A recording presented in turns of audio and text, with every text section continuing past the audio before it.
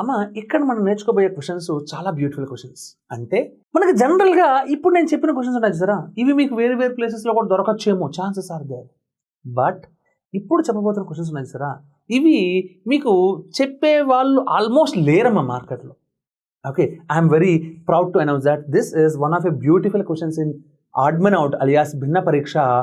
So that was taught by me. నేను చెప్తున్నందుకు I'm feeling very much excited as well as proud, గర్వంగా feel అవుతున్నాను. ఇవి అంత బ్యూటిఫుల్ క్వశ్చన్స్. ఇలా చూస్తే ఎవరికి ఏం అర్థం కాదు. NAJPAనా, CFARIAనా, ఆహా, TUBHAనా, ఆహా, ARFNECనా. ఇందులో చాలామంది వెళ్తే ఏమవుతుంది తెలుసా, ఇక్కడ 2 ఓవెల్స్ ఉన్నాయి, ఇక్కడ 2 3 ఉన్నాయి, ఇక్కడ 2 ఉన్నాయి, ఇక్కడ 2 అంటే 3 ఉన్నాయి కాబట్టి ఇదే సార్ అనేవాళ్ళు చాలామంది. ఓజాంతానే, ఇక్కడ అది కాదు. సమ ఇది ఒక అద్భుతమైన కాన్సెప్ట్, చూడండి జాగ్రత్తగా. NAJPA అంటే దీన్ని రీఅరేంజ్ చేస్తే చూడండి, JAPAN,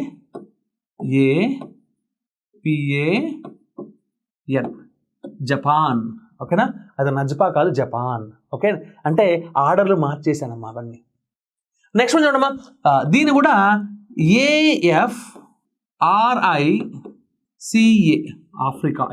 ఇది మీకు ఆల్రెడీ అర్థమైపోయింది. BHUTAN, భూటాన్. ఇది FRANCE, ఫ్రాన్స్. ఓకేనా, ఇప్పుడు మనం ఆడ్ వన్ని ఐడెంటిఫై చేయొచ్చు. సో ఇక్కడ మోస్ట్ డిఫికల్ట్ వన్ ఏంటంటే దీన్ని ఇలా మార్చాలని ఐడియా రావడం, మార్చగలగడం. మరి ఇప్పుడు మనం మార్చిన తర్వాత పెద్ద విషయం ఏం కాదు. జపాన్ ఒక దేశం, భూటాన్ ఒక దేశం, ఫ్రాన్స్ ఒక దేశం, కానీ ఆఫ్రికా ఒక దేశం కాదు, ఒక ఖండం, ఒక కాంటినెంట్. అవునా కాదా? అందరి దేశాల మధ్యలో ఒక్కడు కాంటినెంట్ ఉండడం నాకు నచ్చలా, కాబట్టి వాడిని నేను ఆడ్ వన్గా గుర్తించి ఎలిమినేట్